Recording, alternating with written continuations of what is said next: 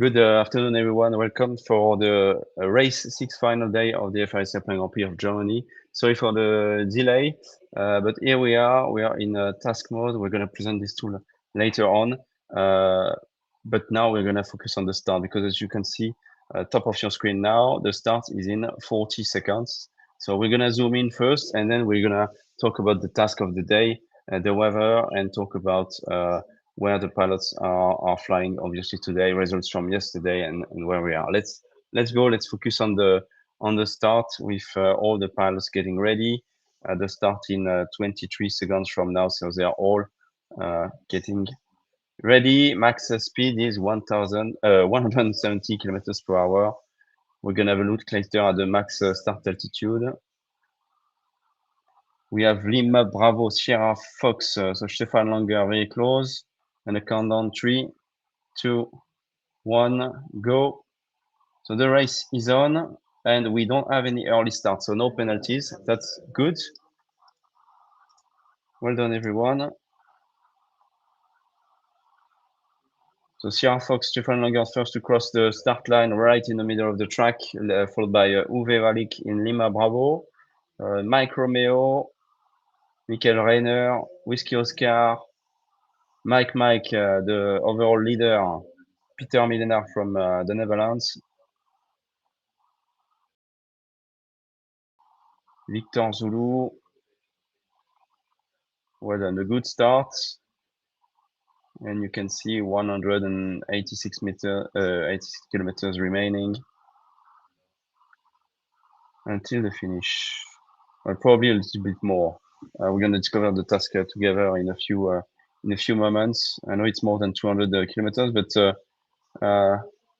we created a new tool for you, the public, and the fans to be able to have a 3D live tracking mode available on your mobile phone, on your tablets, and on your computers to follow any race. It's not ready yet. We tried to put it live publicly yesterday to test everything, but the servers could not handle the load. So we need to work around a few technical things to release the tool. It's in development, very early development, but it's very promising, and we're very happy so far about it.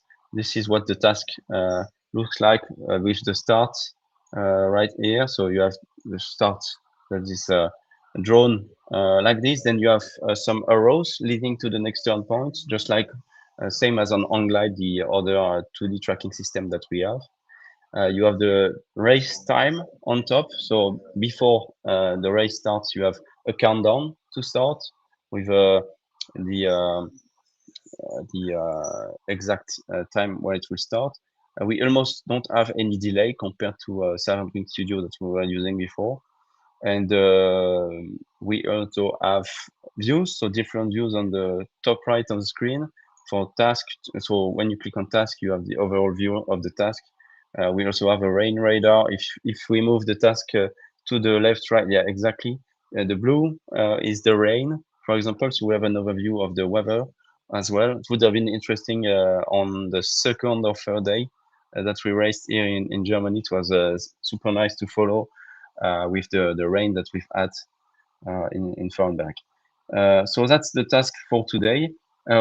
On the left side, so we have a few views that we're going to work around the views later on, but let's go to the left quickly and let's go to, so we are in small mode, let's go full mode, because on full mode, we have task. Next to the Sailplane Grand Prix logo, you can click on task here, and you have the infos. So if you missed the information in the morning, okay, what's going to be the task today? You just go to the task mode. So you have first the overview, and then you have some more details. So task distance is calculated via the live tracking system. So it's not exactly what the scoring system does because it doesn't use the same coordinates, but it's very close. So 263 kilometers today, 6 legs. The start gate opens at 11:10 Zulu, so that's UTC time. So in Germany, 1:10, 13:10. A maximum start altitude 2,300 meters is what was set, and the minimum finish altitude 1,000 meters. We added max finish alt just for the live tracking because This way, you don't have a big finish line. It makes no sense. Pilots arrive within basically a 500-meter bound, even lower. So it's just um, uh, for being able to see properly what the finish window looks like. Then you have the start names, the leg, so the length of each leg. So the start 5 kilometer line, then turn point TP1 is Gerstenstein, sorry for my German accent, which is not very good. 76 kilometers on leg 1. Leg 2, almost 28 kilometers to Bronnenberg. Dillingen for 41.2 kilometers. Then we go to turn point 4, Akelo, 88 kilometers. And then the reporting point is turn point 5, 25 kilometers, and only 5 kilometers between the reporting point and the finish line. So they should be almost on finish light. Well, they will be between turn point 4 and turn point 5, and we will see who makes the big difference. So now you're able, if you missed everything, to have the task view and the details of each leg. So you can refer to that anytime you want. We can close, go back to the overall view. This is north up. You can see on the right, top right, the compass, and you can clearly see the start. So start is always in green, voluntarily, and finish always in red, and all the turn points are in yellow. Okay, so we start from very close to Farrenberg. The airfield of Farrenberg is where the finish is. Okay, and then we go to the turn point line to the northeast, and we are flying here in this area in the Swabian Alps, Swabian Jura, as kind of two names. On the west side, where the rain is where the Black Forest is. So they flew to the Black Forest before, but we are going to the northeast today, and that's close to Hallen. That Hallen is where the Junior World Championship took place the last 2 weeks, and it's east of Stuttgart. We don't have the city names on the map here, but we'll see if we can have different maps names. But we have another tool for 2D, 3D tracking as well that works. That is sdp.onglide.com that you can use now to follow the race with us as well. You have a small 3D view working there, but you don't have the 3D model gliders and other things. This is a different tool. Okay. Here we have some airspace that you can see. It's not perfect yet, but it's the first try that we did yesterday. We can lower the angle to see the altitude of each airspace as well. So that might be useful for later. And it's based on the open air files directly from the contest from the competition in Farnberg. So that's airspace here, and they need to fly below flight level 75 around that around turn point 1. Basically, that's a limit in Stuttgart. Okay, let's continue. So turn point 1 to Gerstetten, yeah, something like this. I'm very sorry for the pronunciation. And then we go to the up to the north, so that's very close to Hallen, the turn point 2, Bronnenberg. Then to the southeast to turn point 3, just behind me here, to Dillingen or Dlingen. And then we go back to the west. You can see there are a few airspace in red. I know they are able, the pilots, to go through 2 of those airspace. Maybe those one, might be other ones. I think those are closer to the airfield. So they must be careful. But this area is quite good. Honestly, for the airspace, it's quite good. And you can add or remove the airspace as well. I think it's good to have a look. But it's a lot of information with rain radar, airspace, and so on some days. So you can remove all of that when you'll be able to access the tool. Then we have the turn point 4, Akelau, and we go to Erfeld and close to the finish line. Let's have a look at the finish quickly and at the airfield of Farrenberg now, because you will see the airfield is very typical or atypical. Let's have a look, and let's move around in 3D. So you will see what the finish line looks like. So in red on the ground, you could see the finish line, and the window is so 500 meters above mean sea level, but it's I think 200 meters above ground level. So that's the window that they need to cross at the finish. And you see the nice airfield that looks like an aircraft carrier. and it's very significant. You have fantastic view on the valley, and we have fantastic drone shots from Farrenberg. So if you want to have a look at the drone shots, you go to our social media, Instagram and Facebook, and you will see every day there are some recap videos, interviews of the pilots, and as well some drone shots from the airfield, which is absolutely fantastic. And on the right side here of the airfield, on the east side, you see the infrastructures of the club. There are two clubs there, the FSV Tübingen, which is the closest town. No, this is the biggest town that is like 25 minutes, 30 minutes away drive from Farrenberg, Mosingen, Tübingen, sorry. And then we have Mosingen that is just to the west of this airfield. So FSV and Mosingen. So, and the contest is organized by those two clubs from Mosingen and Tübingen. And that's it. We have Klaus Kambar, who is race director. Klaus has raced a lot of Grand Prix, including World Finals, and he's managing a great team in Germany. So we've had a fantastic footage throughout the week and great racing. Pilots are very happy. Uh, and we also have Konrad Arter from those clubs from Farrenberg, who grew up in Farrenberg. And Konrad is Oscar Tango, and he's flying right now. This is a very similar view to what we had, or what we still have with Silent Wing Studio that we are using for the 3D live streaming usually. So the intention behind this new tool was to give the public a new 3D live tracking tool that is a mix between OnGlide and Silent Wings, basically, that anyone can use, that is easy to use, and where you can find all the info. So task info, like I showed, and weather info. So you have rain radar, and hopefully we can have for each Grand Prix other informations, weather information, so wind and so on, because the aim of the game here is to make the invisible visible. So to show the sport and to explain what's happening. So we're going to try to draw thermals and things like this. We will see how much we can do, but so far it was just a trial to develop this tool, see how far we could go, and we are quite impressed. I'm the first to be very impressed with how far this has been so far. So it's cool, and hopefully everyone will be able to try it out soon. I hope for Vinon, we have the Grand Prix in Grand Prix of France in Vinon in about 2 weeks, from the 30th of September to the 5th of 30th of August, sorry, to the 5th of September. So hopefully you'll be able to try it out during Vinon. And from this tool, we can probably develop 3 different platforms: one for general public, for anyone to use, one dedicated to the live streaming, and another one maybe to replay the races or replay IGC files, basically. So we'll see what we can do. There are a lot of things to change, a lot of things in test, and on the left you will see the scoreboard is quite heavy so far when it's in full, especially a lot of information. So that's where we are. Racing towards the turn point 1, and if we forget about it again, we can always come back and look at the task. We haven't drawn on the ground the remaining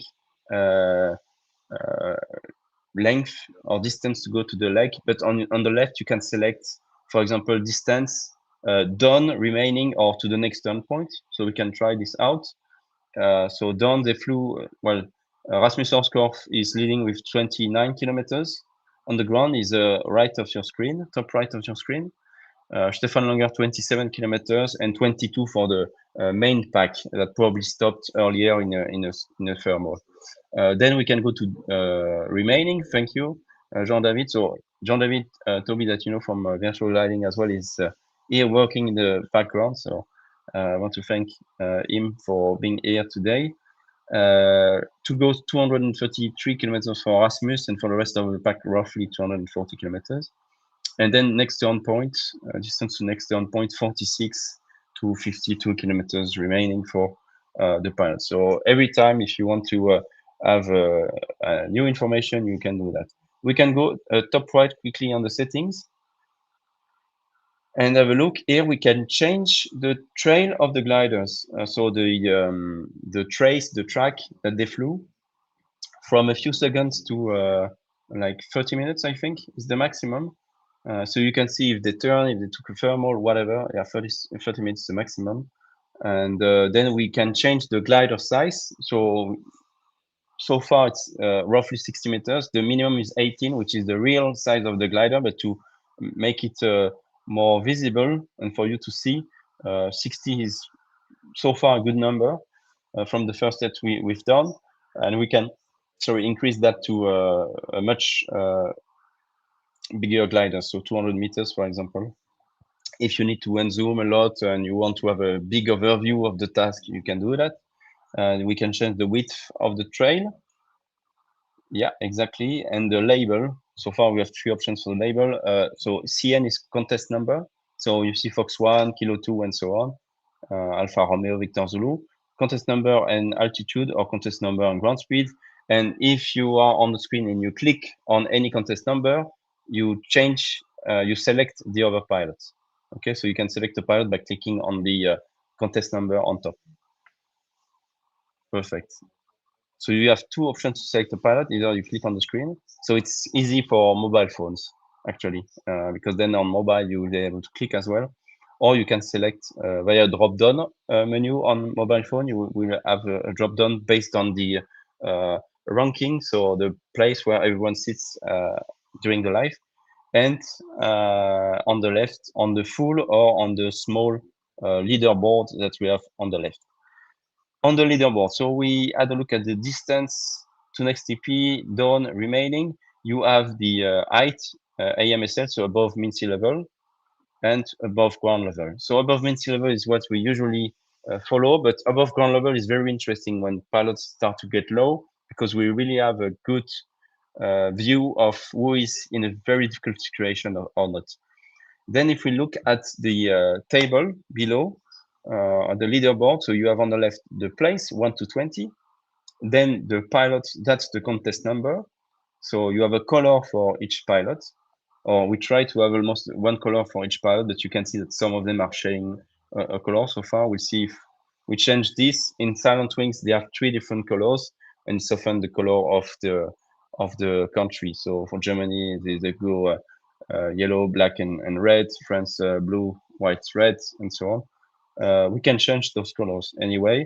In Condor, because we've done a lot of live streaming on Condor as well, they have a spectate mode that we used to do that, and it's only one color, which works well. And SGP is not about the nations, and it's more about the pilots in particular. Now they are stopping and taking a thermal.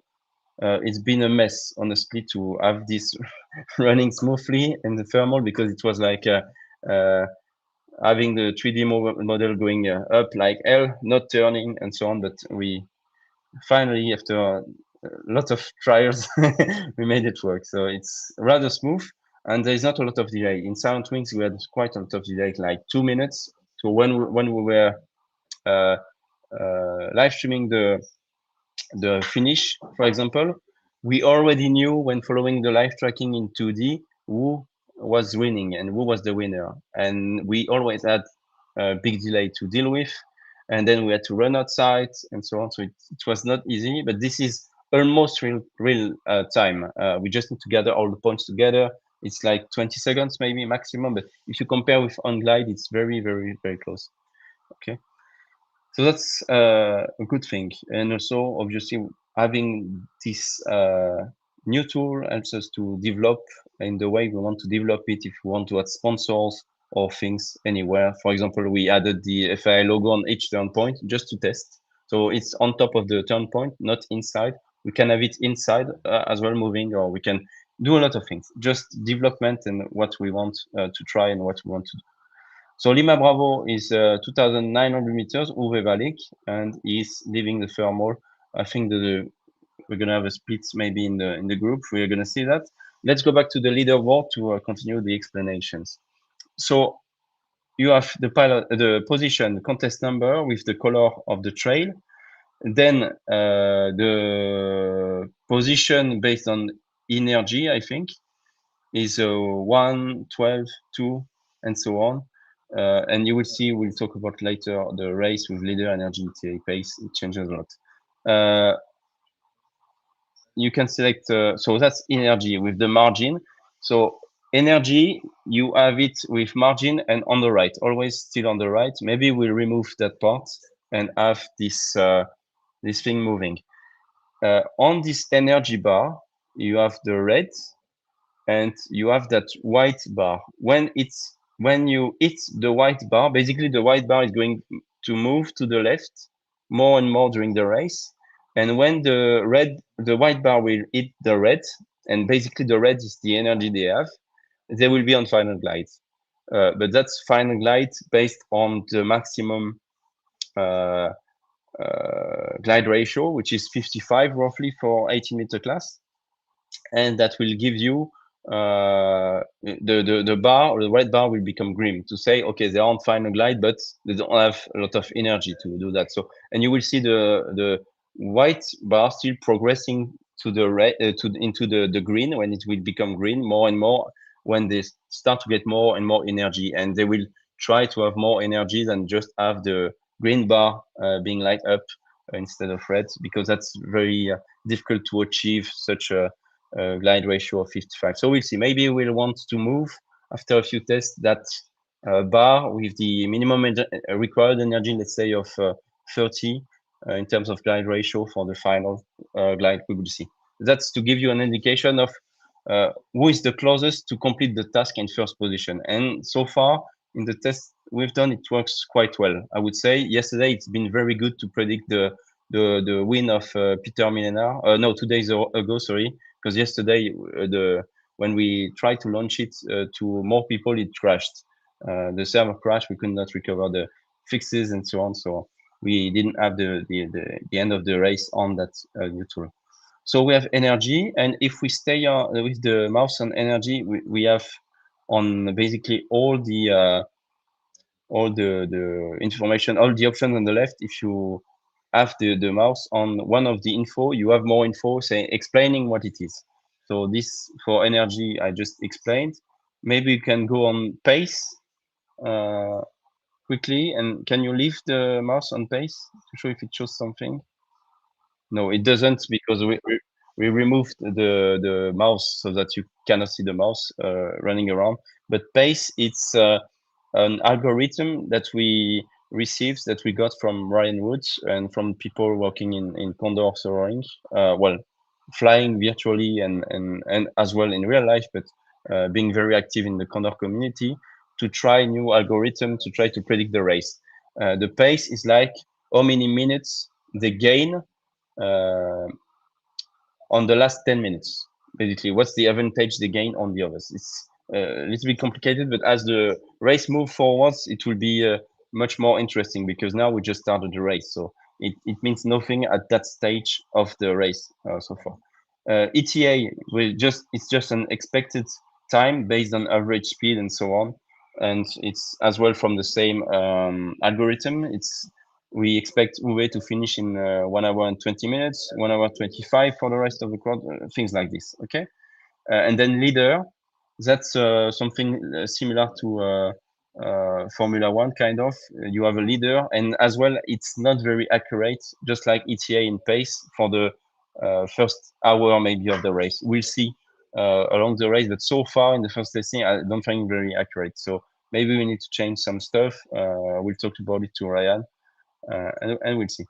Otherwise, we have speed for average speed, just below the leader. So 129 kilometers per hour average for Uwe Valig, 128, 125 for the rest of the field, and requires LD. LD is the glide ratio, so requires LD to finish the task. So that's 110. So that's a lot. Okay, we are not there yet. So that's it. Basically, those are the current options we have. We can have even more options, test new things, have a smaller table or whatever. Climb always appears there, so you can see if someone is climbing or gliding. Basically, so far it works like this. Maybe we'll remove that climb part and put it somewhere else, or we can put it as well on top of the well, with the name of, well, the contents number, sorry, of each glider in 3D view. You have the ground speed now, 200, 203, 222 kilometers per hour. it depends on the feedback we'll have. So as well, if you have comments during the live stream, please feel free to comment on the race, and obviously comment on the tool when you see things. We have a huge list to cover. A lot of ideas you will say are probably already written on the list, but feel free, because it might be something we didn't think about at all. So might have great ideas coming up from the live. The 3D model of the glider, we are using an ASW15 that you can see so far. So everyone has the same. The first model we are using when developing the first tool was really ugly, and it's a free 3D model that we can use. So we just use that just to do the first test, because we are in late stage development. But the aim is to have every single 18-meter class glider that fly or events in the model. So the Diana 4, the GS3, IS-33, Ventus 3 especially, we will have them very shortly, maybe for Vino. It's in discussion. We might have 3D models.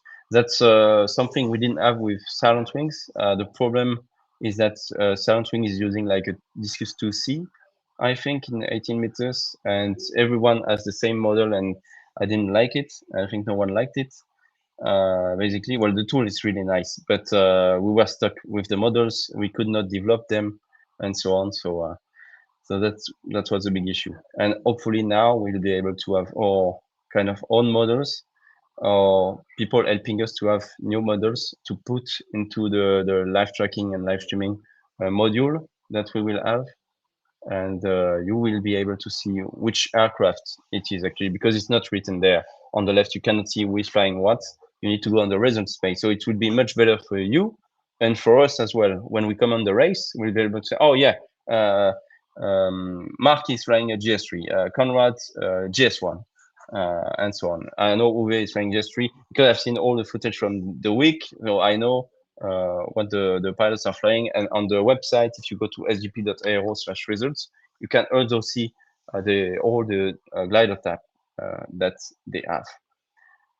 That's task view. So task view, yeah, it's very nice. Like for me, the aim of the task view is to have really the overview of the task, and to have the overview of where the pilots are right now in the task. We might have as well a new bar, so you can see the sliding bar, which is a great idea from OnGlide.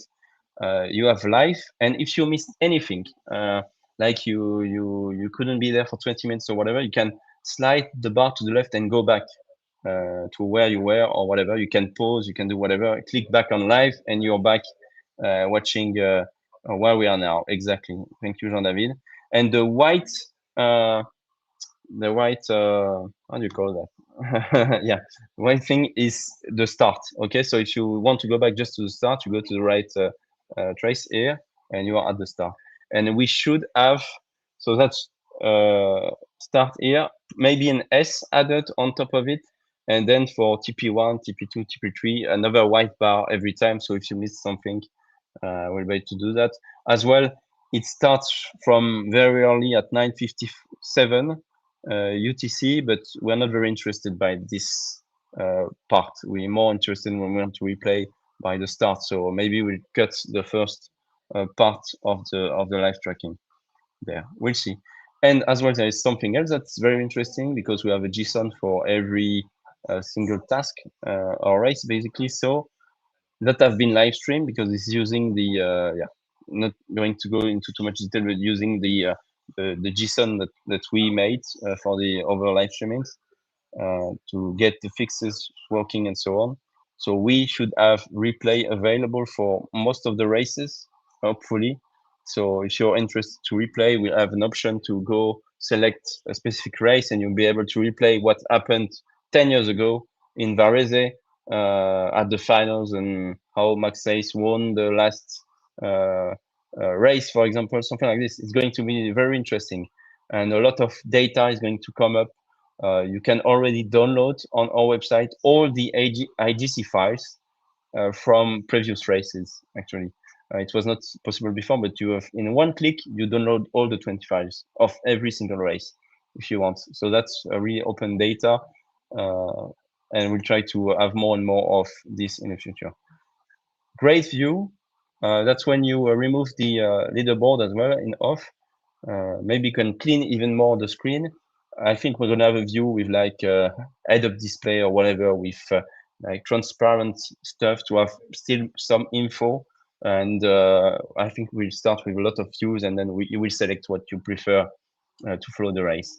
This is free mode, so you can just select a pilot clicking on the aircraft or clicking on the leaderboard if you still have the small leaderboard, basically. Small is also nice to follow. And on the data on the right of the small leaderboard, it's what you selected in full. So this is on margin, but if you add altitude or average speed or distance remaining, it will be on that data. So that's on margin. I love the view here, and hopefully I can imagine the same view with the different 3D models, and it's going to be amazing. We have arrows are going to each turn point. So we are approaching turn point 1, the approach from the south side here, and they will turn to the left in a few moments. Maybe we can have, when we have this mode, maybe we can have contest number and altitude or speed, probably altitude, because speed is not that interesting when they all fly together. Thank you, Jean-David. So we are able to say, okay, this glider is on top of the other. It's something that is difficult on glide, for example. With this 3D view, you can really see who is on top. Like Konrad Arter here is on top at almost 2,700 meters. So in terms of energy, you can see on the left is second. Alpha Sierra is in front, apparently, in terms of energy from what the algorithm has calculated. And Alpha Sierra is probably just behind higher. Yeah, 2,800 meters almost. So he's in front of Oscar Tango. And that's something we were not really able to say before. That's really interesting to follow. That so far, that's my favorite tool to have, this margin, because then when we reach, it's minus 93 93 kilometers. When we reach 0, it's when you have the white bar going into the green. So we start to be on final line. So it's really interesting. Let's follow the race now a little bit. Going to turn point 1, and I'll go quickly on the YouTube because I didn't have a look at all. If you have comments or whatever, I'll try to answer comments.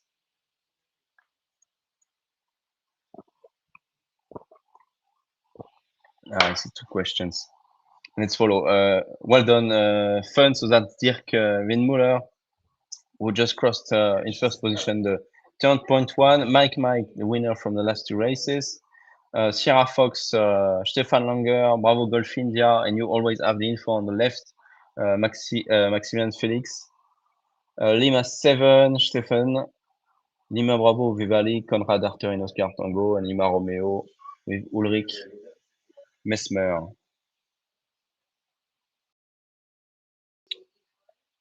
I need a kind of 2D view, still using the 3D, but nice rendering here. You can see really the position of the glider's fun is in front. Kilo 2, so that's the Diana 4, Kilo 2 and Mike. So the 2 Diana 4s that are flying the Sailplane Grand Prix in Germany are there. So that's great. The first comment from Thermal Wave. Thanks for the stream and tool development, Antoine and team. Merci beaucoup. Thank you. Thanks a lot. I really hope you're going to be able to try it out yourself during Vinon. We need to set up the infrastructure for it, probably add a few CDN around the globe so that it runs smoothly. Because basically what it does is that every time someone connects, it picks up 20, every 10 seconds, 20 fixes. So yesterday, when we kind of released the thing publicly, we had 2.5K requests every second, and it was just crashing. So it crashed the server, basically. That's great because people were looking forward to use it, but it made it crash. So we need to have CDN around the globe so that it doesn't crash. And then we can have one position instead of 20 being taken. Or that's a bit technical, but it's feasible. And you can see them like pulling up, going into the thermal, Lima Bravo, Oscar Tango. Tell us if you have ideas about how you would like to see the contest number here, for example. Like if you like this presentation, or if it should be presented differently, maybe have something gray like we had in Silent Wigs, or if you like the colored. I pretty like the color boxes like this, but yeah, depends. We can probably have something more nice to watch, or to, yeah, it depends. Another question from Wild Dick: why there is no live transmission from helicopters? That would be awesome. It's been done, well, a few years ago in Chile, but it cost a lot of money. It really cost a lot of money. It's like 500K, I think, to have a few helicopters flying. We in Chile we should have one helicopter in January 28 to do some stuff, to have some footage, but that's not well. In 2026 we can do better things than that. We can have drones. Drones fly very fast, and drones are being used more and more by TV channels and for sports events. So we can have drones around the gliders or on specific points like the turn points. It's a possibility, but we need to have kind of professional pilots, and pilots that are briefed that they can fly in some areas and they cannot overfly other areas because you have the drone there or whatever. So that's something on the list, and hopefully you can have yeah, drones racing kind of next to the gliders in some areas of the task later. But that's already, if you can have that type of tool already, I think it's going to help a lot to follow the races, because the most frustrating thing is that when we were live streaming on Silent Wings, people were really happy to have the tool, to witness the tool and so on, but everyone wanted to try it out. And it's not a free tool. It's not a tool that we own, and it, we just cannot well, share the tool to everyone like this. So you were kind of stuck with that 2D view mode for everyone on all the platforms. You know, we have all a tracking system that is sdp.onglide.com, that is on sdp /live as well, available for each Grand Prix.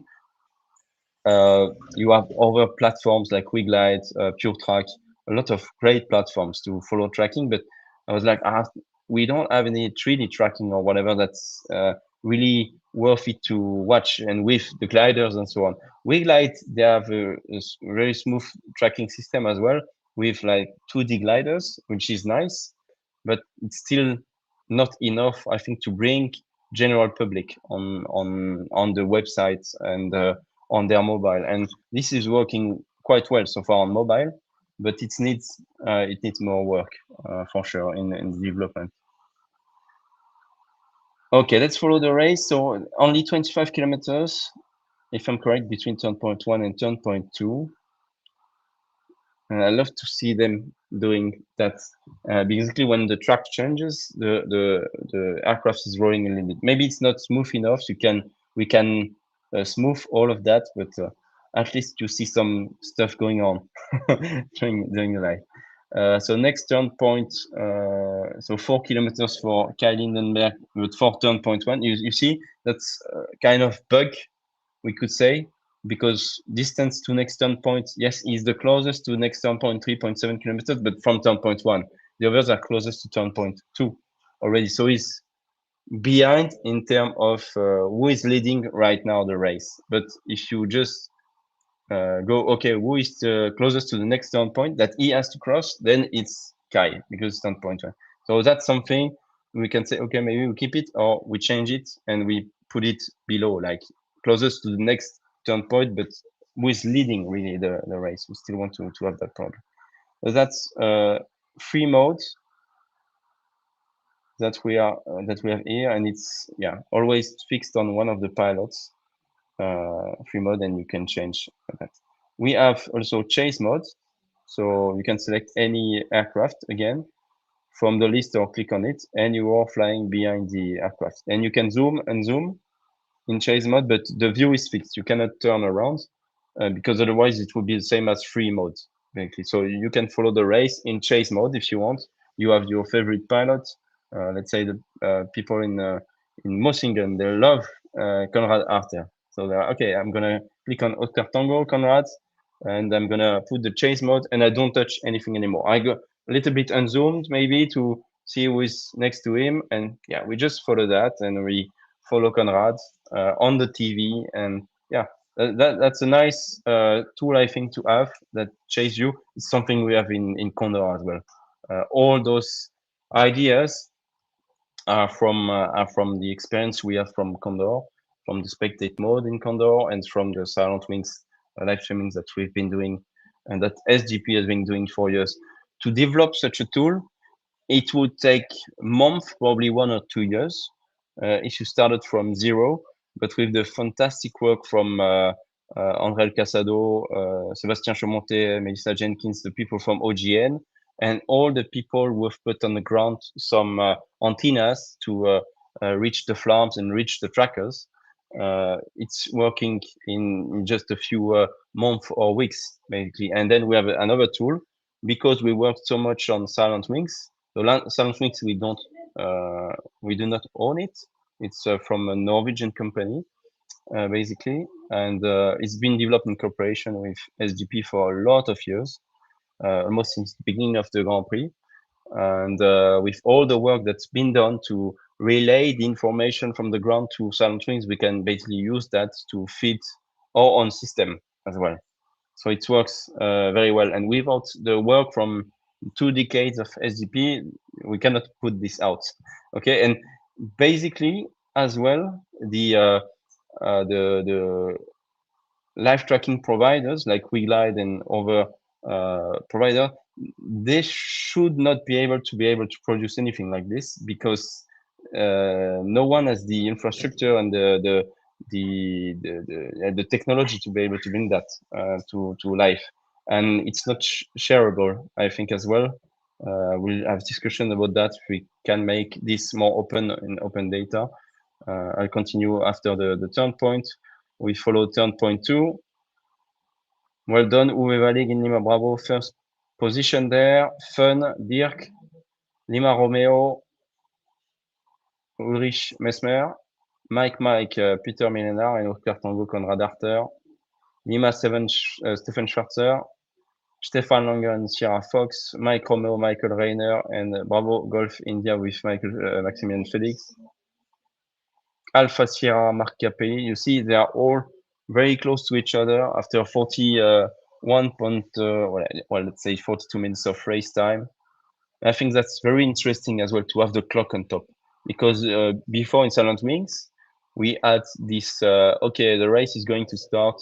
We had a countdown basically, and then race is like gate is open, something like this. And then you had to remove it, and we did not really follow the elapsed time into the race. We are just following then the remaining distance, the speed, or whatever. But someone who missed the start, he couldn't go back like you can do now. And that's something from OnGlide, this idea to go back into the replay of the race to stop at any time. That's a fantastic idea that Melissa had, and to have this as well working for 3D, it's really nice, really nice. So that's a chase mode that we have, and then we have the wing mode. So in wing mode we can zoom and rotate left, right of the wing and around. Kind of similar to Free, focused on one of the gliders, one of the pilots. But when you click on wing, it should bring you like laterally next to the wing. And if it's not working, we need to change. Yeah, it brings you back to any. It keeps the same view, I guess. So if you zoom on the wing more and more, and then you change the pilot, it will give you the same view again. And it's interesting. We can follow the pilots going into the thermal air, and the trail, the white thing that you see on top with the arrow is actually the track going to the next turn point. Okay, fantastic. I'm so happy that we can follow a gaggle like this and so on. It's really amazing. Mike, Lima Romeo. This is a cockpit view. On mobile, it's great. On website, not that much so far. You have the speed, variometer, and altitude, which are the three main instruments we're using. We kind of have the same in Silent Wings. It's not very compensated, but it works. And in the middle, you have task speed. Okay, next turn point to go 152 kilometers. Gap to leader. We still have this gap to leader thing that's shown here. And position 5 out of 20 is what we have in mobile. This needs to be dropped down, and we need to obviously develop a nice kind of cockpit view that is cool to watch. It's kind of smooth, not perfectly smooth, but it's workable, let's say. But so this is something to develop. If you have great ideas, we had a 3D model before. Well, I had a 3D the 3D model from the glider, and I created another 3D model for a cockpit view, but it was not very easy to center the 3D model, and it was difficult to set up the instrument. So first we had the instrument where I am. Basically, we had three instruments here, and then you had the kind of 3D model cockpit view. That was okay, but not perfect at all. So while we develop the rest, I just have this kind of 2D cockpit view, and that's enough for now. And we are going to change that later. Alfa Romeo has left, and the other ones are climbing.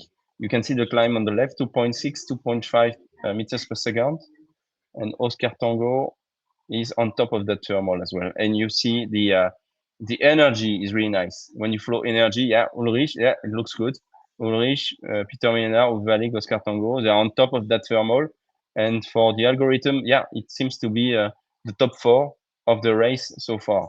So that's cool to follow. You can see the red bar progressing, and then we go into green, and then the bar will go to the left more and more, the white bar. Great, great view. Thank you. Oh, I see the another bug. You see the times 30 next to the red bar on my left. It should be like times one when we are in live. And when you replay, you can actually go like times one, times two, time 5, 16, 30, something like this. And we can change when you click on the on this time 30, you can change the speed. Okay. Yeah, it was changed earlier to have a quick replay of the task when we showed you the replay, and it stayed then on the times 30 if we need to replay later on. So not really a bug, but we could say, yeah, it's a bug because we are back in live, so it's times one. Whatever, we'll see if we need to change that or not. What else do we have here? Yeah, we already showed you the yeah, exactly, that's time 30 that we use, and you can see the change here. And then you can go back. For example, for the pilots, after a flight, they could say, "Oh yeah, what did you do? You beat me today. Which options did you take?" And they can just go back to that replay mode, replay the race very quickly, and be like, "Oh yeah, I just missed that thermal. It just stopped there, or it just took another energy line." And that's very interesting to for any pilots flying the event to debrief his flight, and obviously for all the geeks that we are if we love the data that we have. This sport is full of data. I mean, we could do so much more with the data to improve flying and improve a lot of things. So there are a few coaching tools already developed or being developed. I created another one for virtual gliding that's not yet out for the main public, but I have something in work, in development so far. But it's really useful, like to replay very quickly. You can still see the race elapsed time and so on, and then you will go back to live basically. So it's pretty cool, and you can see where a gap is made somewhere else, and that's a fantastic idea from OnGlide and from Melissa. Honestly, it's one of the best thing I've seen from OnGlide is this thing. A lot of things were great on that. The rain radar is amazing, and I hope we can have more layers like thermal layers and stuff like this to show you the invisible. Because basically, compared to Formula One, the contest director draws a track every day, okay, they're going to fly this task, blah, blah, blah. But then the pilots kind of decide their own track and where they should go to reach the next turn point. And it can change drastically. It can be big difference. You can have a convergence like the pilots will try to aim for and things like this. So having the weather map is going to be very useful for anyone to understand what just happened during the race, what the pilot took the decision, and so on. So that's really interesting. I think we have seen it all kind of right now on the tool and how it's working. Of small information with cesium. So we are using cesium 3D stuff and OGN tracking, and yeah, more stuff to create this. And yeah, tracking in Germany is really good, really good. In the Alps, for Vino, it should be okay. For Norway, it was good, but I'm quite surprised to see 20 out of 20 tracking and working so well. I mean, Germany is very well developed for OGN and for trackers, so it's really nice to have this. I see a lot of questions. From Thermal Way, the rain overview is good, but we need more. Oh, probably not only questions, but tips or things they would like to see. Rain overview is good, but we need more data overlay, a bit like Relay Copilot does. Live satellite, especially when there are clouds and maybe sky side forecast. Yeah, exactly. I do agree. I think the sky side forecasts are going to be interesting. I know that Matthew has done some sky side forecast for Red Bull X Alps live tracking tool as well. So it's going to be hopefully something similar. We just need to find a deal, and basically, we're good to go. Because SGP are just on some races, so we can have the weather that is compacted for the race area and not outside, so people don't use this tool to kind of have free weather forecast. Stuff like cross-country speed, convergence, thermal strength, ridge wind, exactly. If they are flying a ridge site, like in Vino, for example, so we can understand what their different options are. And I think it's going to be amazing in Vino because I tried the tool with IGC files because it works. I removed this option to focus on the live tracking, 3D live tracking for the public, but it works with IGC files.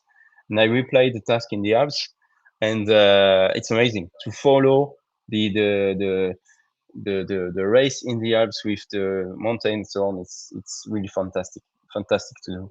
So we'll see. And I should be in Vino in about 2 weeks as well. So we might do 1 or 2 days of live like this. We'll see. If we can do the full week, great. But I'm not sure so far that we can do that. And yeah, we should have, I hope, in Vino different models, 3D models for the gliders.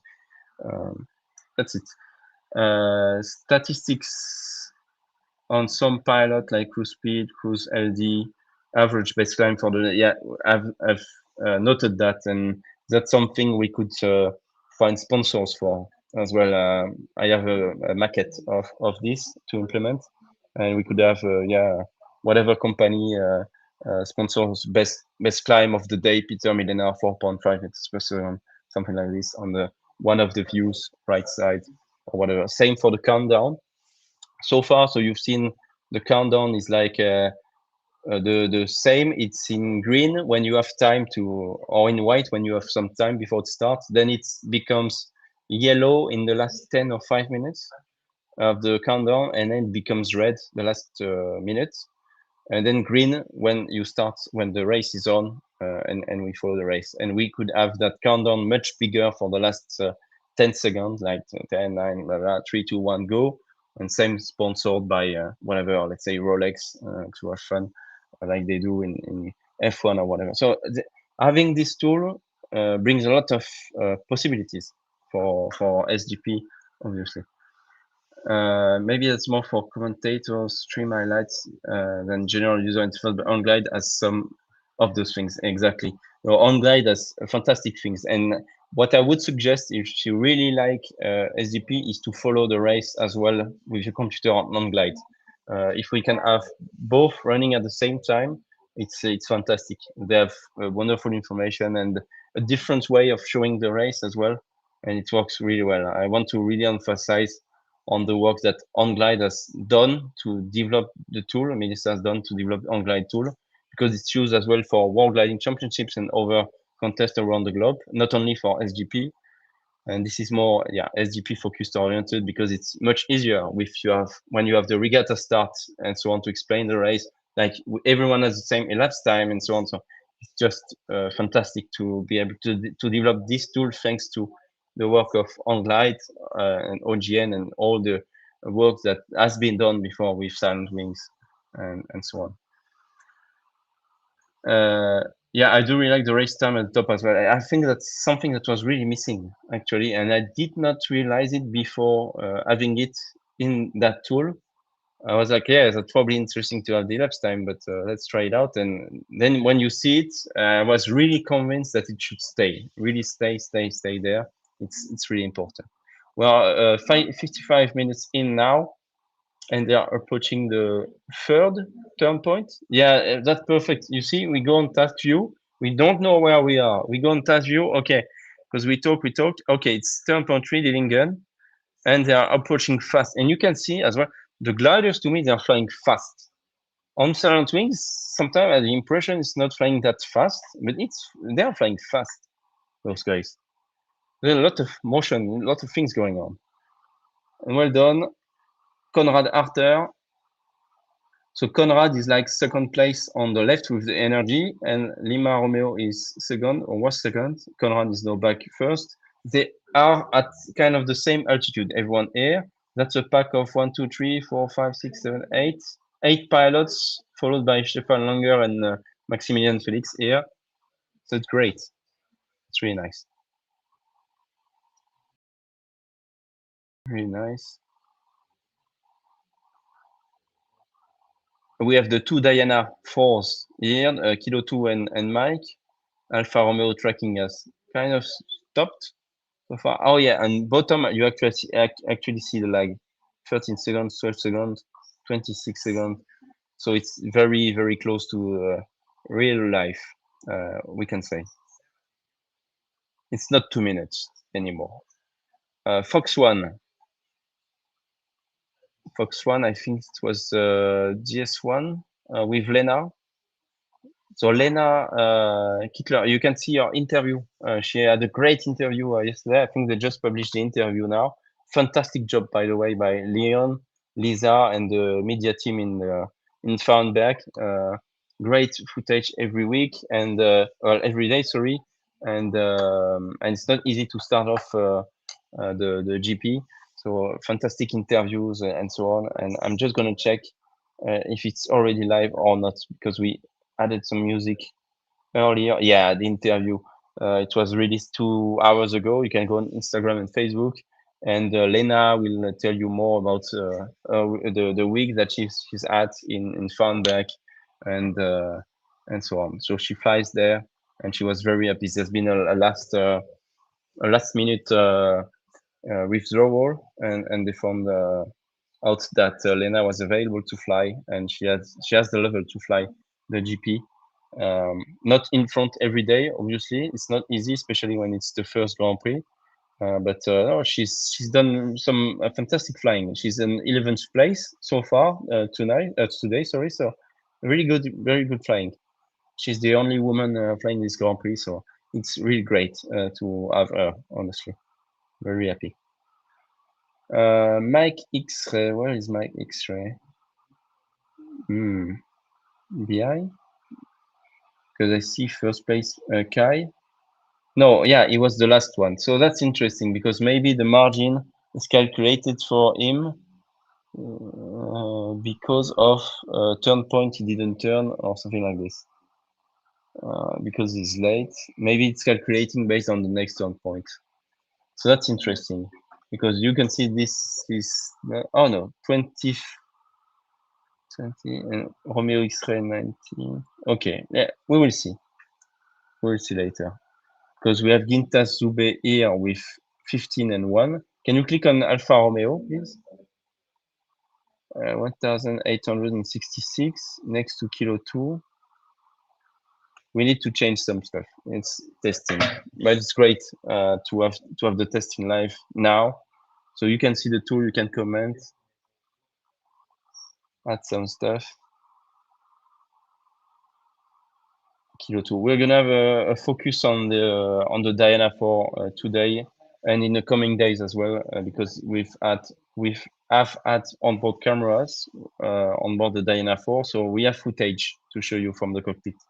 So it will be out either tonight, tomorrow, or later before Vino, and probably between Vino and Bona Bona. Then we're gonna race in South Africa. We're gonna share some more footage from the previous Grand Prix from this season.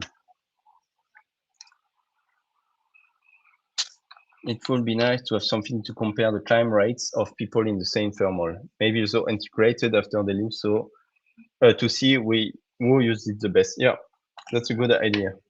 That's a good idea. What OnGlide did is that you have an option to see what's the average of everyone in the same thermal. And you could see a 2, 2.5, 3.1. And in Norway, it was working really, really well. We could really see an improvement of thermal. You could really spot it, like it's working really well. So one of the next step, once this is working better, is to have, well, make the invisible visible, as I said, so have kind of thermals being drawn, if we can do that, and have more information about the thermal, and obviously have mods to put that on or off, because you still probably have to want to have a clean screen. It really depends on people and what they want to see. So we want to have different options for everyone to click and so on. So far, just radar airspace.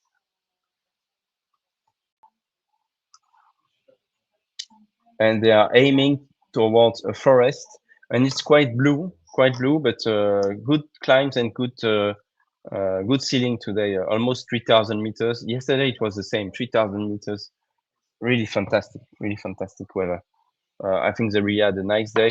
They canceled one day because the rain was coming at like 2:30 p.m.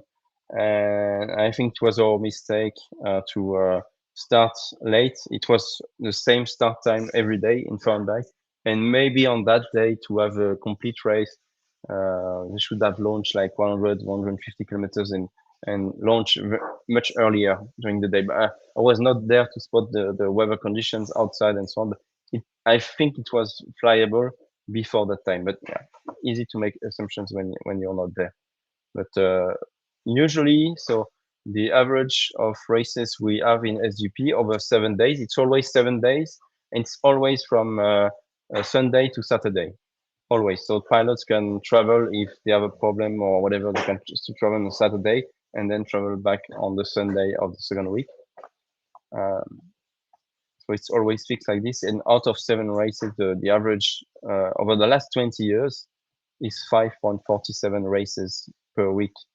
That's quite a lot. That's actually quite fantastic. It's a really reliable sport. And what we had this week are 6 days. 6 days of racing out of 7, and it could have been 7 days out of 7 if we had a short task that day, because I think the task that was scheduled was like 250 kilometers, something like this, but still a long task, like 2-hour task. We just need 2 hours in SGP to make a task, but you can have it. You could have a task much smaller on the day.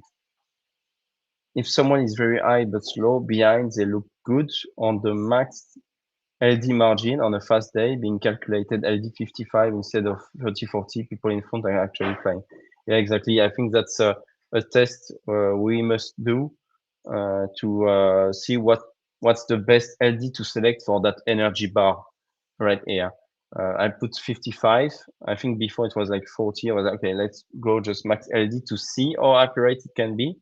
And actually, when they started the final light yesterday, they just started with a few meters of margin, and 30 meters in kilometers. That's calculated actually, so it's not really the same. But like you could see, there's not a lot of margin in terms of distance they can achieve because it's based on a glide ratio. That's why it's, well, you could put that on meters like we have on all flight computers. Maybe it will be more sensible now that we talk about it, but it was working well. Yesterday it was, well, 2 days ago, it was working well.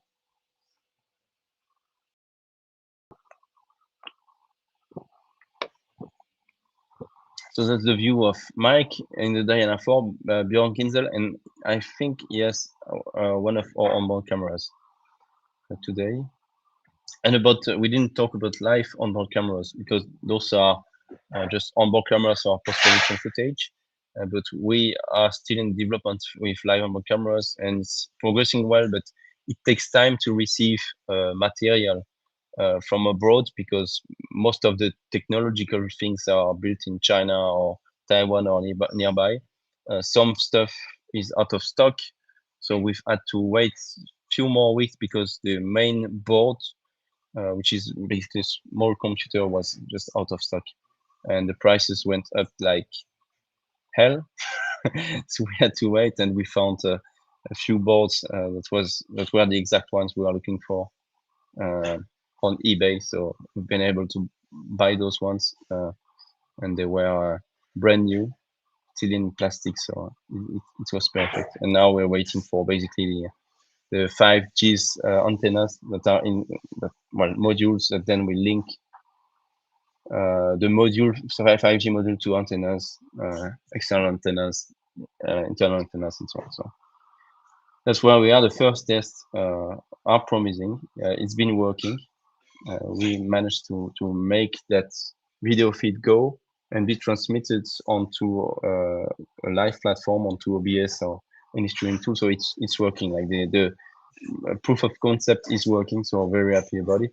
I was hoping we could make the first live onboard camera test in Vinon in 2 weeks, but yeah, we will see. It's a bit tight because so far the module for 5G we receive is going to be late. So I'll try to see if I can have one in China earlier. We will see. We'll see. It's going to be next week or not. So we will see. If we can manage to do that, then it will be working Vidon. Otherwise, we will do that later for Bona Bona. Sierra Fox, Stefan Longer climbing 1,347 meters, and that's above mean sea level. Maybe you can click on AGL on the left, Jean-David, and we can see, no, that's AGL. So that's good. You can see the altitude that they are flying at, 1,200 meters, 830 for Lima Bravo. Oh no, that changed to AMSL, right? Oh, that does the opposite. So if you go on AMSL, is it changing? No, AMSL is good. 1,477. Lima Bravo. Yeah, no, so that's AMSL. That's AMSL. Yeah. I was like, I did something wrong earlier because I said AMSL. Yeah, that's AMSL. It's not wrong. Wow. They are close to 10.3. I think they are. Can we have a task view? Because so they went 10.1 to 3, and they are close to 10.1, and they need to go to 10.4. But I think there is a problem with the weather around 10.3 now. So they try to escape. There should be something. It's not rain because we would see it. Thank you, Jean-David. It's perfect. You can see the old track. That was 30 minutes ago. 30 minutes ago, they were at 10.1. So you can really see the track here. They just approached 10.1 30 minutes ago, and they will go back to that place. Why? Because those forests are actually small hills, and that's the Swabian Jura, Swabian Alps that we have right here, and some good forests, some good wind probably bring a lot of energy in this area, and well, better energy than at the 10.3. We need to watch out for outlandings. If you can go down in the leaderboard on the left, go down to 20th place because it's ranked by altitude, and we can see who is really low. And we have Gintas Sube at 300 meters above ground level. We can have a look at Gintas. Yeah, you see that's low, but he's with the group, the rest of the group, and they found a thermal. So they are climbing. We have the climb in the table as well. or we can go in. Yeah, we have speed and altitude only. We don't have climb yet on that CN thing. Yeah. So yeah, almost 400 meters, but quite low. Victor Zulu. Where is Victor Zulu? Is he there, Victor Zulu, or not? Yeah, and that's more difficult for Peter Cutting because he's alone at 500 meters, flying over um, a city. So that's difficult. He's in more difficult position than Gintas because he's on his own to final thermal. Same for Lena. Lena, she's crossing with Joachim Schwenk, I think. So it's not easy, but she can see. She sees Alfa Romeo climbing. Yeah, but look at the climb. Alfa Romeo is not climbing. Minus 0.2. Minus 0.1. Is he gaining altitude or not? 477. Yeah, he got some altitude, so it's not that bad. Plus 0.1, yeah, approaching 400 meters. So Lena can probably try to aim for the main gaggle, and they climb well. On top, they climb well. You can see the variometers, it's almost 3 meters per second. So Gintas should start to have a good variometer. We have 3.4. Yeah, it's a fantastic climb. You can really see the trail of each model here, each glider.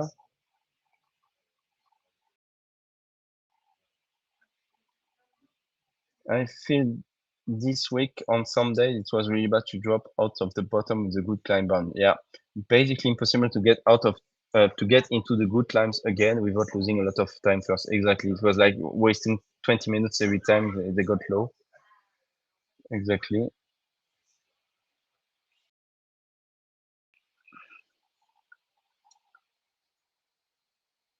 Mike Romeo, wow, climbing well. I'm very happy with the smoothness of the thermal because it's been really a mess to fix. I can tell it's been a mess. The gliders were like up, going up like this to the moon and circling like this. Made no sense at all a few days ago. No sense at all. So I'm happy it works now. Because if this was not working, then you cannot develop anything anymore. Like first, you need to test that things are working the way you expect, or you would want to it to work at least. Otherwise, yeah, cannot develop a new live streaming platform or live tracking platform or whatever. So we will see. Limabo Uwe Valik, really great pilots, flying quite high, quite well. And you can see they are not so far, probably from the. Can we have a look at the required LD, glide ratio, and the distance remaining? So 60 to 1 for Uwe. So you can see we are approaching the 55 that we decided in the tool.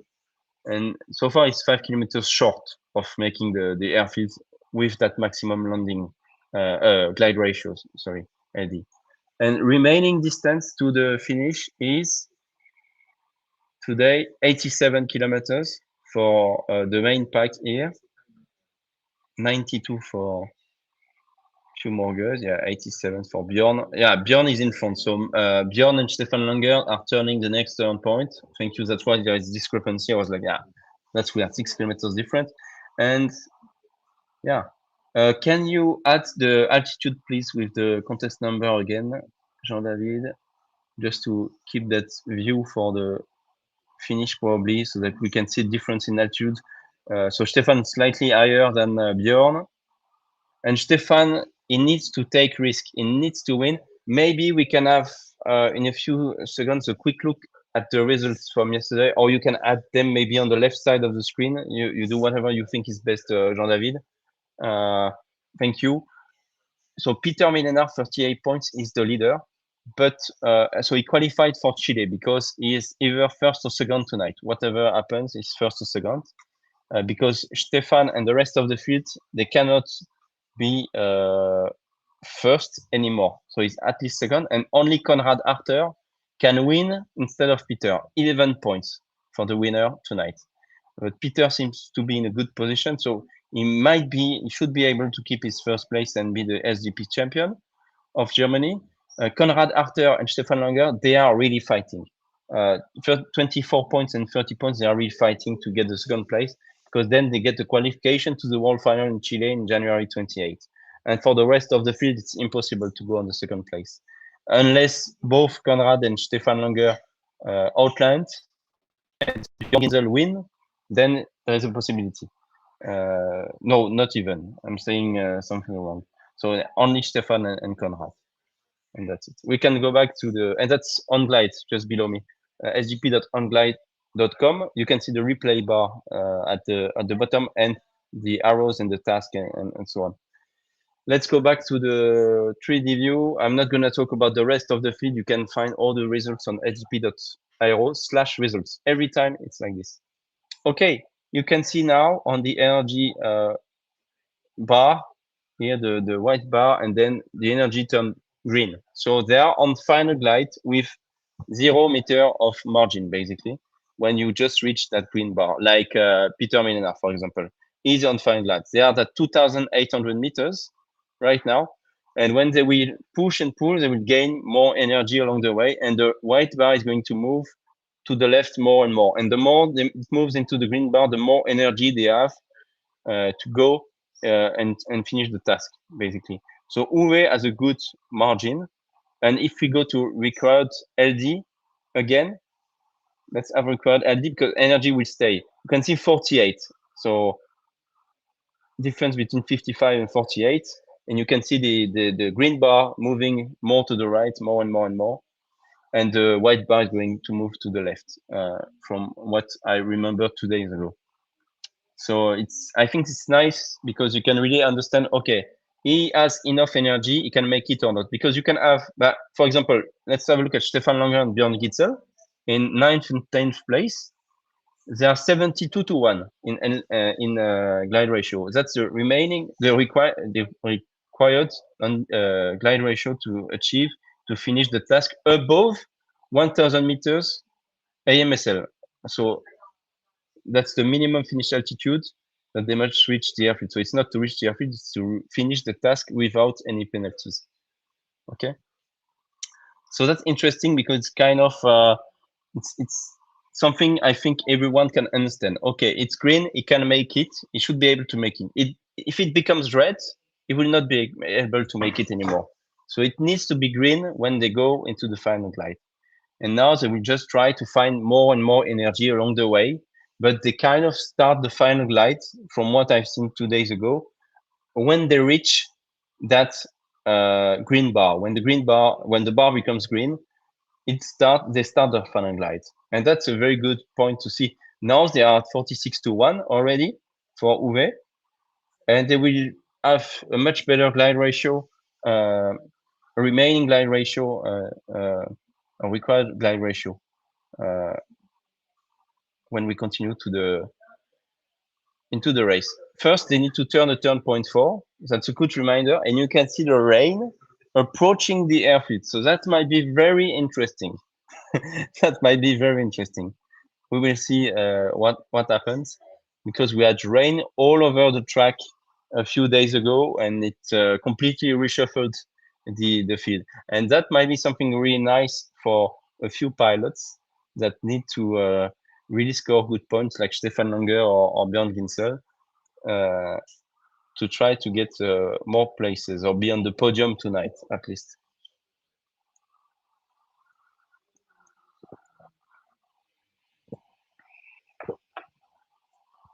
They have really good altitude, but it was the same, very good altitude as well. A few days ago when the rain arrived, up to 3,000 meters. So that was really fantastic. Not easy that to fly in the rain a little bit, to fly in between cells. So it's not a very easy moment, but that's great.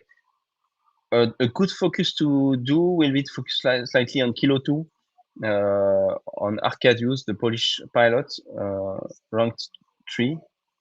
He was up, yeah, because he's playing the Diana 4, and he's at 3,000 meters. So for the algorithm, is not far behind the other pilots, not far behind in terms of energy. But he's on 12th place if you look at the position along the track. in terms of kilometers. So you have the position in terms of energy left and position in terms of distance done during the task. And maybe that's something to change as well, or whatever. Maybe it's confusing to have those two positions running around on the leaderboard. Yeah, fantastic. ETA 26 minutes, 27 minutes. So in about 30 minutes, we should be done at 3 p.m. Local time. We should have the gliders arriving on the airfield. So 1 hour and 50 minutes, slightly less, 45. Yeah. No. Yeah. That's it. 55 minutes. 1 hour, 55 minutes of racing. We can estimate. Fantastic. Maybe you can change the settings and have the gliders in big to 200 meters, and have the width much bigger as well. And maybe you can unzoom just to check how far we can see them with 200 meters. That's not that big. It's just to test things and have an idea about what it gives. You see, that can be nice to increase the size of the glass. It was the same in Silent Wings. So we had airplane scale that we could change as well. And without all the tests that have been done before, we are never able to develop such a thing. So it's based on all the experience of all the people who worked on SGP that we are able to have that. Thanks a lot, Jean-David.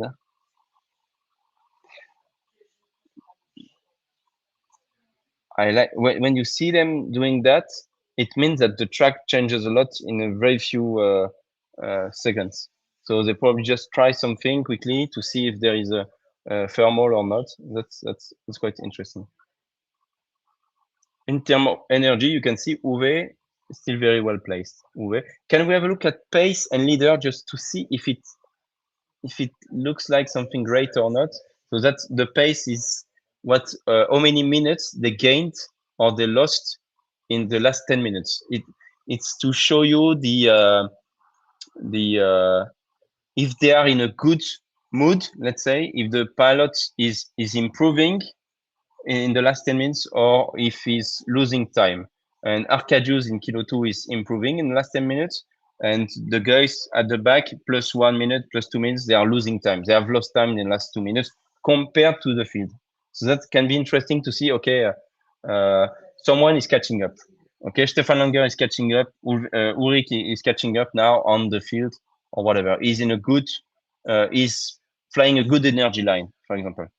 Let's go on to leader. So we can have a leader and gap to leader to see if that matches the energy. You see, we have Uwe, Konrad, Lima 7. Okay, that looks okay. Stefan Langer is in 7th place, yeah. But it does not agree with the energy because you have then Gintas Zube that has better energy than Stefan, but Gintas is behind. And it, I think, calculates a gap in terms of seconds based on the algorithm from Ryan. So I will ask him more details about how this works and how he decides who is in front. It looks quite good. Let's wait and let's keep it. Uwe, Oscar Tango, I agree. Then Kilo 2. Maybe we can unzoom a little bit to see. Okay, where is Kilo 2? Where is Kilo 2? He was in front earlier, but I cannot see him. He's behind 2,800 meters. Yeah. Can you go back to leader, please, Jean-David? To have the pace again. Okay, it dropped. Kilo 2. Okay. Konrad, Ulrich Messmer in Lima Romeo. Yeah, Ulrich, I see him on the right. Okay, I agree. Lima 7, 2,600. He's behind, but he's slightly higher. Is that enough to put him in front of the other? Well, the gap is only a few seconds when you compare Lima 7 to Alpha Sierra, for example. That's quite close. Mike is there still. I agree to have Mike in 5th place. Stefan Langer in 6th because he's much lower. Stefan 2,200 meters and the others at 2,600 or 700 meters. So I agree he's below Mike. That's good. Mark Capelli in Alpha Sierra. 2,175 meters. Yeah, he's below Stefan. Michael Reiner in Lima Romeo. So Michael is, no, it should be in front. Oh yeah, no, Ulrich Messmer. Sorry, I mixed it up.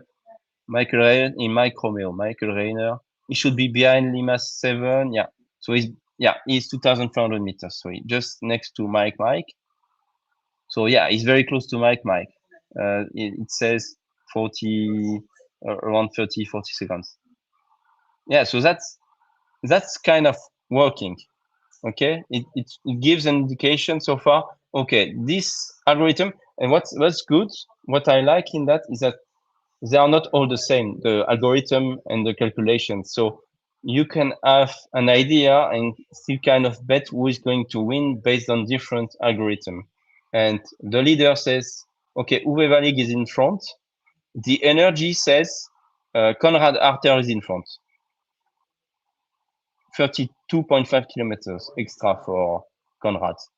You see, so it does not agree between Konrad and Uwe, but they're kind of very close to each other. Let's go to Konrad, please. Oscar Tango. Yeah, because he's at 2,700 meters. So he's behind, but he's much higher. So that's why the energy bar says, okay, Konrad should has the most energy now. If he's able to catch up on Uwe, then it will change. Now Uwe, he kind of has the same energy, but that's with the push and pull. That's because he's slightly in front. That's interesting. So far, ranking estimates Peter Millenard 6 points, six position, 6th place. So that's 4 points, I think. That's great. And at the end, when they cross the finish line, we should have the score coming up. So the score was not very well placed. I changed it a bit, but I couldn't try it because yesterday it crashed. So I couldn't take yesterday's flight to try it. So we'll see how it appears, the scores. We'll see how it goes. And then we'll make our own calculations and try to see who is winning, who's qualified to Chile, what's the podium, and so on. I will need to take my stuff. We will see. Oh, I'm on it.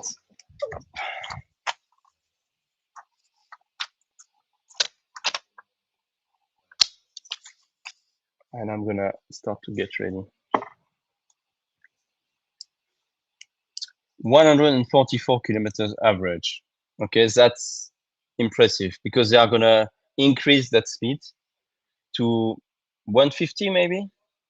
That would be nice. I think they are, yeah, aiming towards 7.4, so they are crossing, and that's the Swabian Alps that you see really here.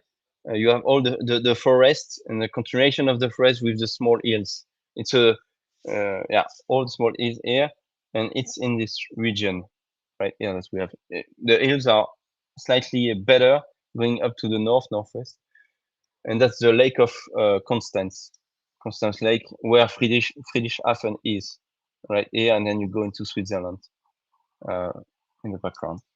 Great, nice overview. Yeah, exactly. Lake Constance, and then to Switzerland to the south. The rain is, yeah, not moving that much. It's approaching slightly the finish. So far, it's okay, but in 20 minutes, will it be okay?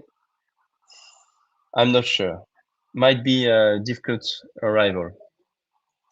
I feel like, yeah, I read that already, that comment. Uwe doing so well to gain energy while actually flying pretty fast. I completely agree with you. Looks like Oscar Tango has Sierra Fox covered for the ticket to Chile. We will see. So far, so we have Mike in front. Yeah, we will see. It's still open between Conrad and Stefan Langer, but yeah, Conrad is playing very well now, and I think he wants to go to Chile. We'll see. Stefan Langer, right here. I cannot wait to have new 3D models with every single gliders and to try them, see if they work in the same way, and so on. It's gonna be fantastic, really fantastic. It's gonna be such a big improvement for us and for you, the viewers and the fans. It's gonna be really fantastic. Oscar Tango, so Conrad at 2,700 meters, approaching turn point 4, 145 kilometers average, 142 for Conrad. Yeah, Lima Bravo flying very well. He knows he's in final glide. We can go back to required LD.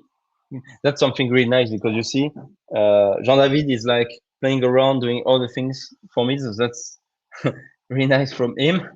But if you are just watching on your own and you have this tool in front of you, you can just yourself click select the option and be like, oh yeah, oh that's nice. Required LD, oh 32, yeah. So he's in good position, Conrad now, in better position than Uwe.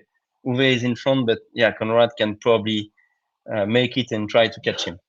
So that's good. You can really play around the system to see and to bet who is going to be in front. Because Conrad, he can just stay behind, not accelerate to kind of control the race and control Sierra Fox, not taking any risk. Okay, I leave Lima Bravo winning today, and I just control the race and make sure that Stefan is not in front of me or whatever. You see, so it's not because he has more energy that he will win. He should win if he pushes, but he might take decisions strategically to not do that. So that's still very open. You can see the start line on the right where we started. And we tested, obviously, because in Silent Wings, we also add logos, sponsors inside we could add, and we tested that, and it works as well. Obviously, it's not that difficult to do that, to add logos. The FAI logo before was the the turn point. Now it's outside on top between the turn point and the TP. Yeah, it depends what we want to do. It's a test we did as well.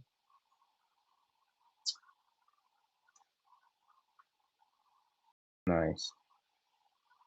They are all flying together. We had yesterday. I'm so yeah, kind of unhappy that the servers crashed again myself because I wanted to test if it would crash because the plan was to share this with you today so that you could try at the same time. So, but yesterday I was like, okay, let's share it earlier to see if it's working when we have a lot of people, and it crashed. So we couldn't then work on the tool yesterday to try to develop it in live and to note everything that was not working. And I could not use the replay in the evening to make it work because all the fixes stopped at after about 29 minutes yesterday. So it didn't work. So we couldn't develop more of all that. The only goal was to try to fix the issue and find a solution for the next Grand Prix for you to be able to have this tool working. So we will see. 1 hour, 32 minutes spent into race 6, day 7 in Farrenberg, and we are approaching turn point 4.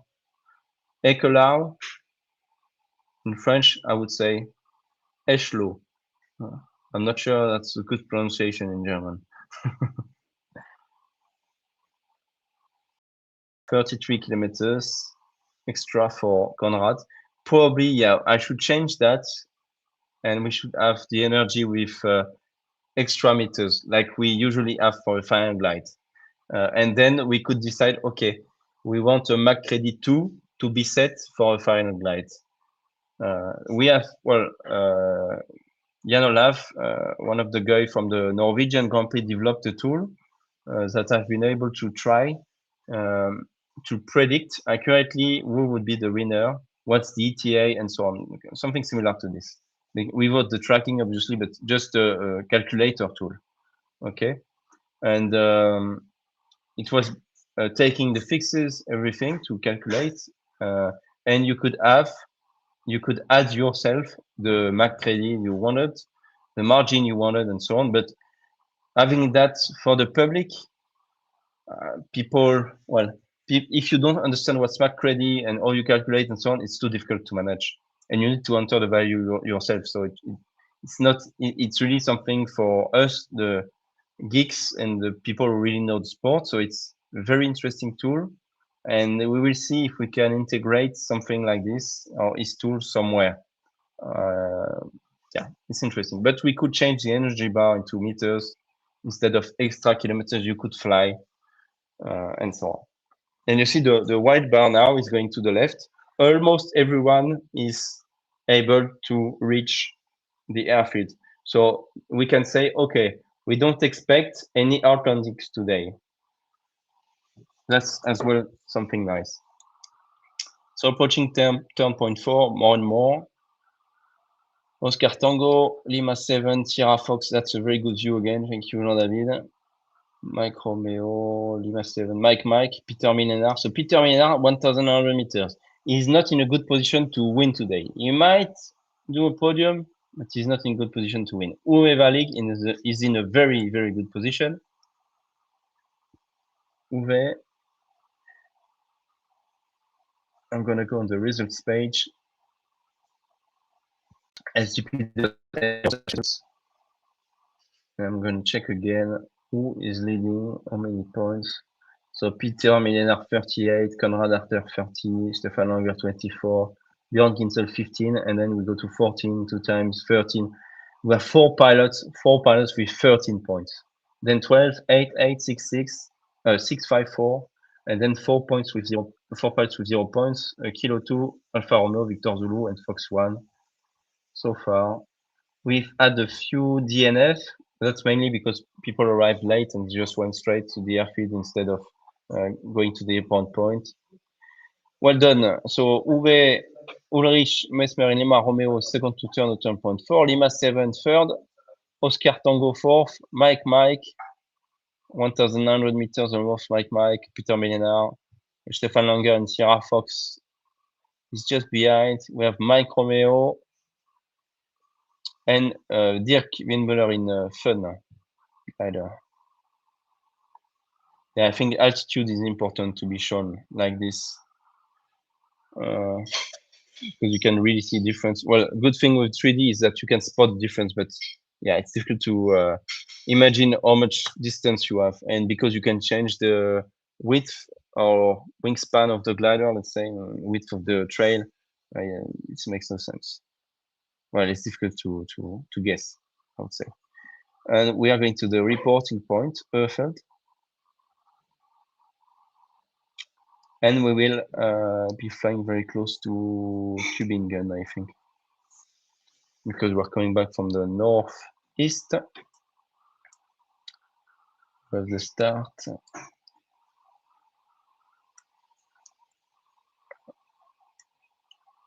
Oh no, I'm saying something wrong because Tübingen and Mosingen are to the north of the airfield. So we stay to the south. That's always good. Let's go back to the task. We click top left, Jean-David, just to show again to people who are just joining us and who missed it. So you can see the full track, 263 kilometers, 6 legs, and the minimum finish altitude 1,000 meters QNH above mean sea level. The start, you can see the start line, finish line. By the way, the finish line is not correct. Oh no, it's correct. Sorry, I'm wrong. It's taken automatically, basically from the API and stuff that we have on our side and the JSON files. So 5 kilometers between report point and finish, and between turn point 4 and turn point 5, 25. So they add 30 kilometers to fly between the turn point 4 that you just passed and the finish line. So that should be okay. They need to reach 1,000 meters. So that's good. I mean, it looks good. Thank you, Jean-David. Let's go back. Let's go back to the race. Lima Bravo on his way. And we have the gap, leader gap here. You can see the system expecting 1 minute of difference between Uwe and Oscar Tango. So Konrad, he started to push. And you can see that in terms of energy, now Uwe has more energy, and it's good. When you look at the screen, Lima Bravo, Uwe Valig is higher in terms of altitude than Konrad Arter, and Konrad is behind. So he should have pushed earlier, probably Konrad, to try to be close to Uwe to then be able to fight for the win. He waited maybe a little bit too long. He accelerated too much, but too late. And now he lost too much energy to be able to catch him up again. Imagine if you had this tool available for all the pilots in the air, like for any world championships or whatever, you could really be able to manage your energy compared to a competitor as well. That's something we don't do at all in gliding. A lot of data that is completely unused. Uh, we have now live weather inside the flight computers uh, and stuff like this, but not so much data related uh, tactics that you can change in live. Uh, and yeah, the blue top of the screen is the rain, by the way, so it's really close to the airfield, right here, really close to the airfield. Okay, Stefan Long, you're 1,500 and so meters. Fun 1,700. Yeah, Fun is in front in terms of gap energy we expect. Only 40 seconds between Uwe and Konrad. So Konrad is pushing and attacking a little bit. And you can see that the green energy bar is getting closer and closer to the white bar because you don't have, you're converting your altitude into speed. And it does not calculate the energy in terms of speed. It calculates in terms of potential energy that you have. So maybe as well something to change again. That's something that leader and pace take into account. So that's not the same algorithm as I said. I need to write down a few numbers to be able to give you proper results. Well, at least preliminary results when they land. 24 for Sierra Fox. Like very good flying by the way by Björn Kinsel. He outlanded yesterday, so he kind of missed his chance to be on the podium, but he did very good flying. Fourth place overall so far with 15 points in the new Diana 4, and it was the first time flying the Diana 4 this week, so it's not easy to just go to the Grand Prix and fly in the Diana 4. Mike, it's very close between Conrad and Uwe. It's going to be interesting. Almost the same altitude. Conrad had a GS1 and Uwe is flying a GS3. A GS3 from the French team, by the way. Lima Bravo. Let's go, Oscar. On est où tu serais?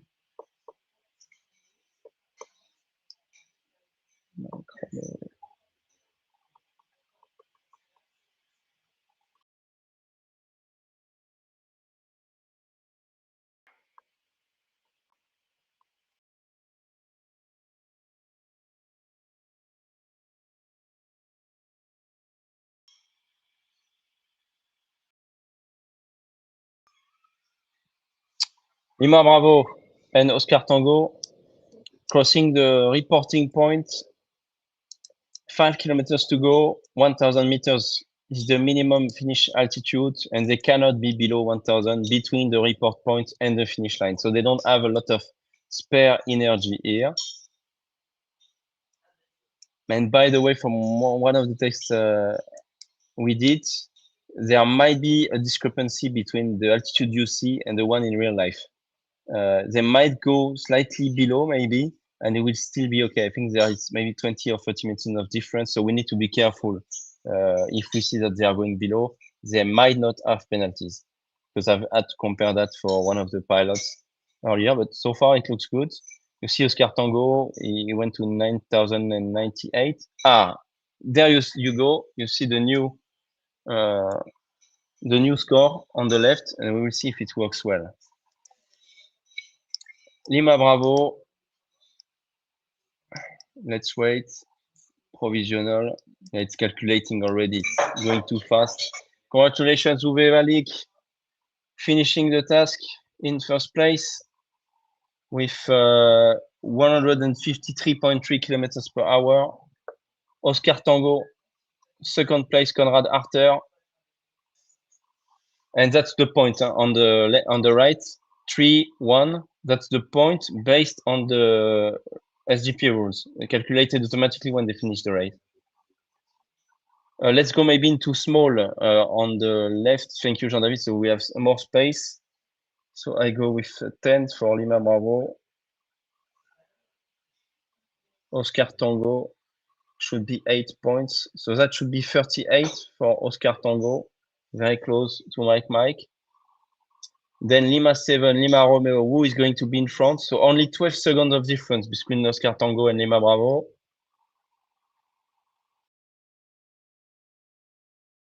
Well done, congratulations to Uwe and Conrad. Conrad is in a tie with Peter Milena, with Mike, both with 28 points.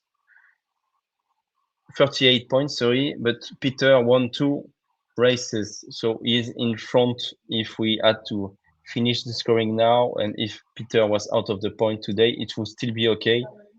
Peter Milena is most probably the winner, the Sailplane Grand Prix champion of Germany. Lima Romeo approaching. Lima 7 is very tight in between the two, and we can see Lima Bravo and Oscar Tango turning downwind and into final to land in Farrenberg. Lima Romeo, third place on the podium tonight. Uwe Ulrich Messmer and Stefan Schwarzer in fourth place. Well done, Stefan. Well done to you both. It was really close. And maybe, yeah, let's follow the rest. Sierra Fox. Yeah, you know, I'm writing down with my paper. I just need to wait until I have full results. And then we're gonna develop a leaderboard, full screen with the results of the day and the previous results of the other day. So you will already have the results just after we finish. Everything will be already there, total score and whatever. We won't have to calculate anything anymore. Sierra Fox should be fifth. Well done. And Dirk Venmuller, sixth place, very close between the two. And Peter Miller, Mike on seventh position, scoring 3 points. Yeah, 3 points today with 41 points. Should be the Sailplane Grand Prix champion of Germany. Congratulations, Peter. Mike Romeo, Michael Renner. Very good flying, Michael Renner. Second place on race 2. So fantastic racing. Well done, Michael. Eighth place today. And the last point of the day will be for Diana 2. Diana 4, sorry, and it will be for Kilo 2. Well done. It will be for Arcadius Donar, who didn't score any points before today, so he will score 1 point in the Sailplane Grand Prix. Congratulations, Arcadius. Never easy when you fly a Grand Prix. And he must go and finish. He must go and finish. Because I think in the other previous days, he was not completing the task every day. Well, he did, actually. I'm saying that, but he did every day. He did, so he knows. Because some of them, as I said, when they were too late, they just came back to the airfield without sometimes turning report point, which is not great. Or they didn't have enough energy to turn the report point and they landed straight to the airfield. Well done, Arcadius, with 1 point. And there you have the top 9 on the left, 9 home, 9 finishers, and that's the maximum points we can give for today. So I'm gonna give 7 points to Ulrich Messmer in Lima Romeo. Makes it 20 points. Schwarzer with 6 points.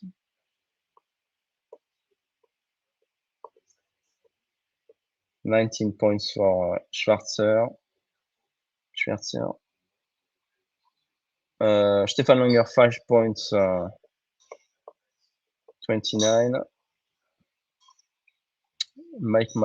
Fun with 4 points. 15. 16, sorry. Peter, 3 points, that's done. Michael Renner, 2 points.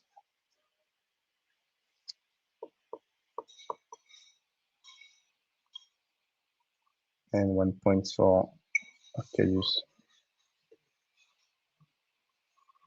Perfect.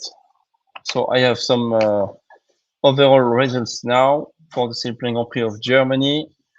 The SGP champion is Peter Milenar Mike from the Netherlands with 43 points, pending official results, obviously.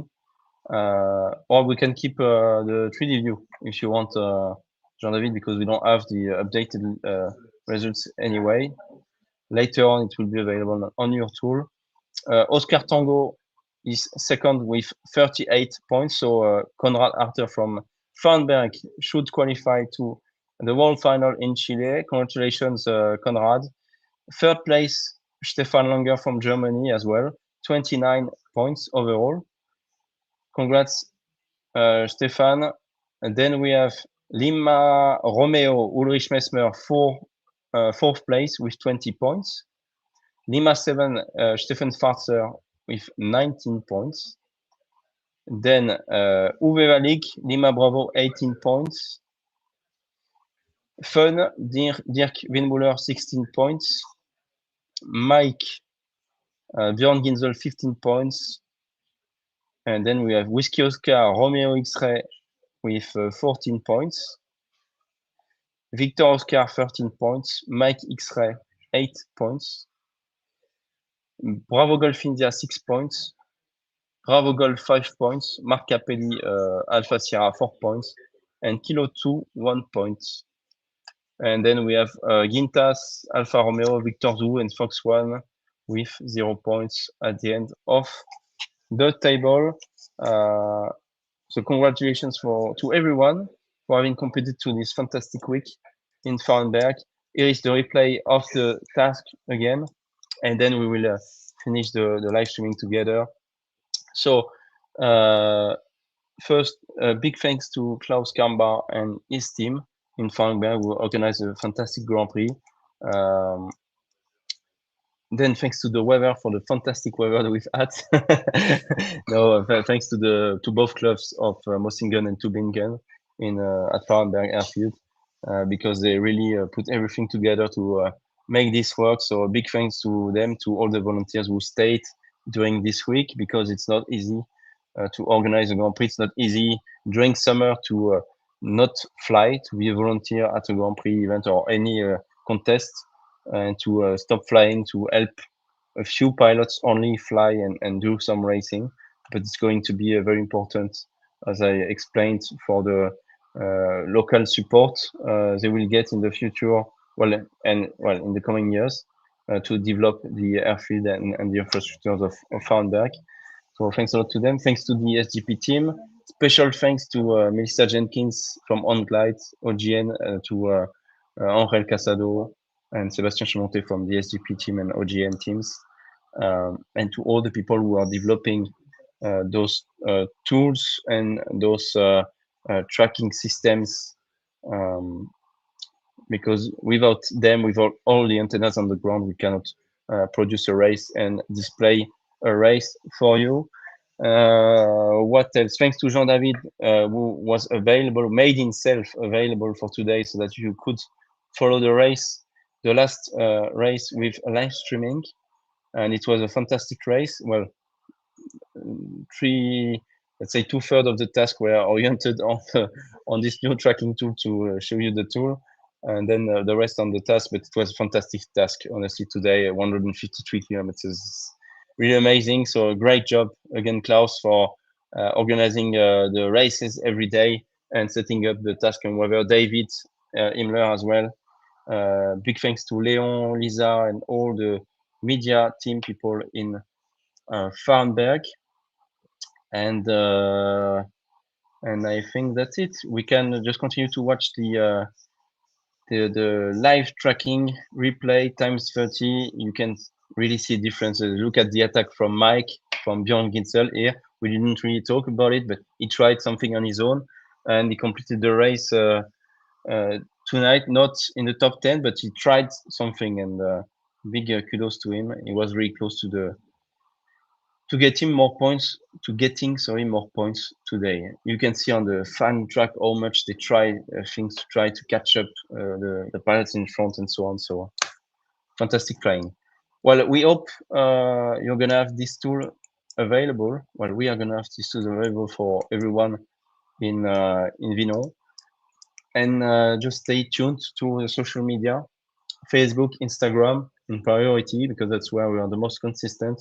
We have a Twitter X account, we have TikTok account, YouTube account. Please subscribe to the YouTube channel as well, and let's keep in touch. Hopefully we can have this working for you, and we can have a small live streaming and hopefully a live onboard camera test in Vino. That should be a little bit tight, but fingers crossed we get everything to make it work in Vino. We will see. I wish you all a great afternoon. Stay tuned to discover the podium footage and the rest. Have a great and fantastic day, and we see you soon in Vino. Thank you, everyone, and bye bye.